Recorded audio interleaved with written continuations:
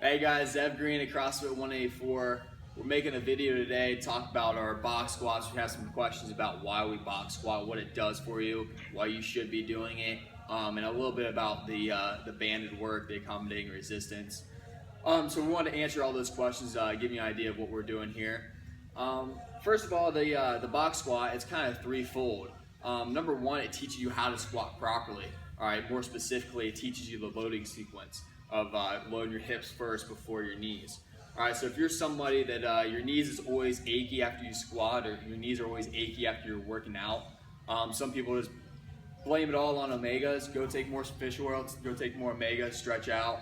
But it could be your loading sequence is all wrong. So if you're initiating your squat with your knees, all right, what I mean by that is the first thing that moves when you squat are your knees bent, that's knee initiating first.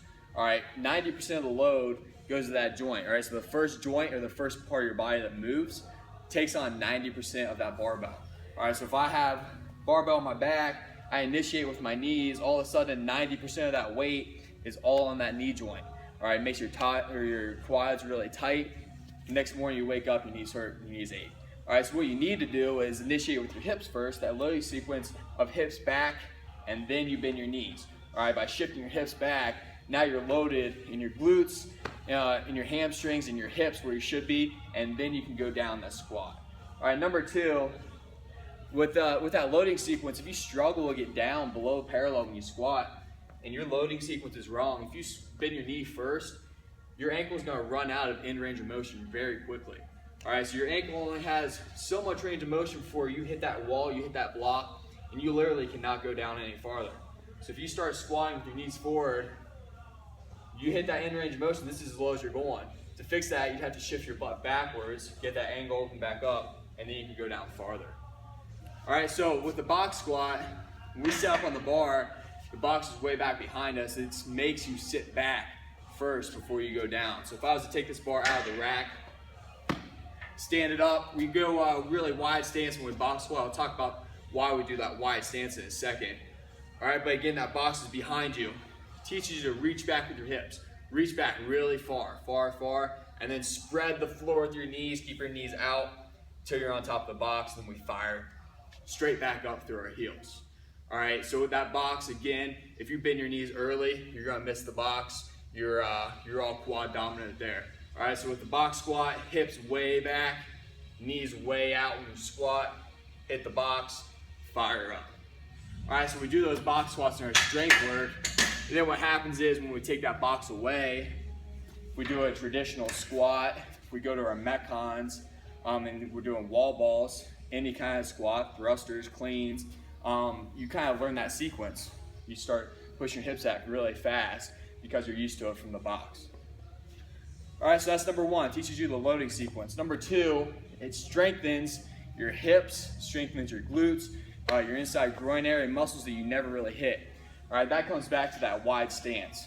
All right, so 90% of the things we do in CrossFit is really overkill on your quads, overkill on your back. All right, so if you're someone that strains your back or you have a tight back all the time, all right, it might not be, originally you would think that you have a weak back, you're trying to strengthen it and do more back stuff, right? But that might not be the case. It might be that you're weak, your hips are weak, your back's really strong, it's taking on all that load all the time, all that stress. It's just a matter of time before it locks up or gives out. All right, so to fix that, you really need to build up your hips, strengthen your hips, strengthen your glutes, and the only way to do that is to go into a wide stance squat. All right, so if you guys are, again, someone that has that tight back problem where your back locks up, you think it's really weak, it could be your hips. So I would really encourage you to go into those wide stances, those sumo deadlifts, those sumo squats, strengthen up those hips, strengthen up those hamstrings and glutes. All right, so wide stance for strength, stand up. Here, stepping back really wide. So depending on how flexible you are and how warmed up you are, depends on how wide you should go. If you're somebody that's pretty flexible, you can go really out far. Here, all right, if you're someone that's a little bit tighter, you're gonna have to start a little bit closer and work your way out.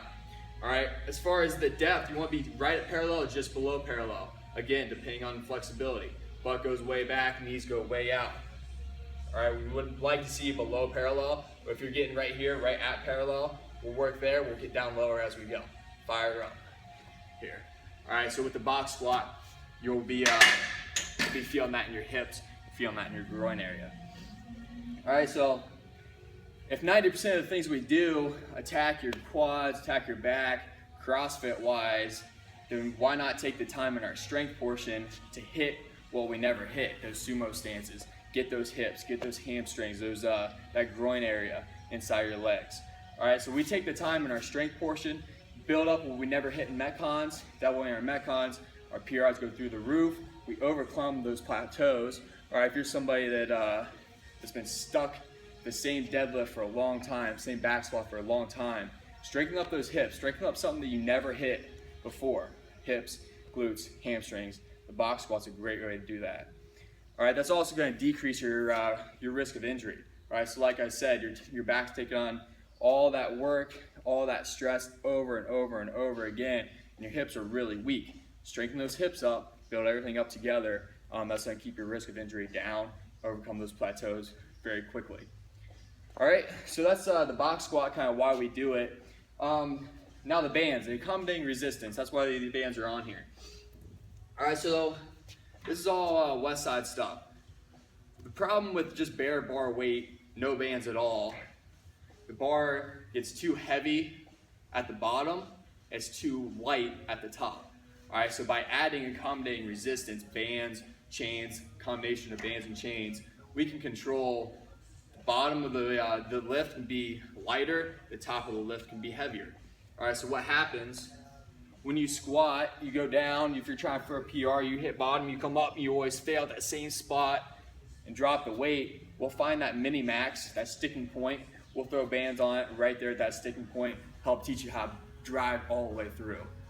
All right, with the a press, let's talk about bench pressing, for example. If you're bench pressing, you know the weight's heaviest down here. When you're pressing up with just bare bar weight, it gets easier because your joint's getting a better angle to move that weight. All right, so you hit your chest, it starts getting easier, you kind of slow down and press out. By putting bands, by putting chains on your bar, that bar gets heavier the more you press up. All right, so instead of slowing down, there's a natural bar deceleration when you're lifting with just bare bar weight. We can now put bands on the bar, make it heavier as we go through, really make you drive all the way through to a quick lockout. All right, that's why we have the bands on the bar. We have these squat stations set up all down our rig, every one of our squat stands. We do this every day or every week in class, a pull, a push, a squat. And really the accommodating resistance is pretty incredible. You'll see results from that instantly. So if you're someone that has been stuck at the same deadlift, same squat, same clean for a long time, you're struggling getting over that plateau, I'd encourage you to try this banded stuff when you're trying to PR. Keep the bands on the bar till you get to about 60% of your 1 rep max, strip the bands off, keep climbing up, and chances are you're gonna PR at 5-10 pounds. All right, because again, it makes you fast, makes you drive all the way through that lift instead of slowing down. All right, so we run all this stuff on 3-week waves. All right, they're law of accommodation. After 3 weeks, your body accommodates to the stress you're putting on it. All right, so if we're doing bench press, for example, after 3 weeks, going to week 4, your body's not going to progress anymore, so you got to mix it up. All right, so 3 weeks, we'll hit 25% band tension, 50% bar weight, equaling out to 75% of your max. Next week, 25% band tension on what are we on? 75% total, so 50%. We'll go up to 80%, go up to 85% for week 3. All right, so the band tension stays the same, 25% of your 1 rep max. The bar weight is what increases, 50%, 55, 60%. This is the dynamic effort method. All right, it's not about building absolute strength. It's about building speed and explosion.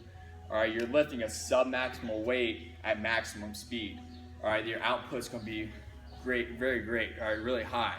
All right, so you can't have near max weight on the bar and expect it to move it quickly. This is all about bar speed and bar velocity, not so much about how much you can lift. All right, so we really want that weight to the bar, be able to pop, drive all the way through it at the top.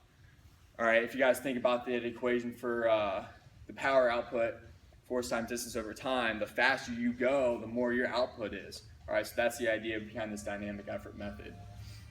All right, so that's kind of why we do the box squats, why we use bands, a little bit about how we do it. Again, I really encourage you guys to try to box squat for 1, do sumo deadlifts, sumo squats for 2, and your PRs are going to go through the roof. You're going to have that decrease of injury, and it's just a lot of fun as well. All right, so if you guys have any questions about how we're box squatting, how we're setting up the bands, how to measure all that, let me know, and I'll help you guys out.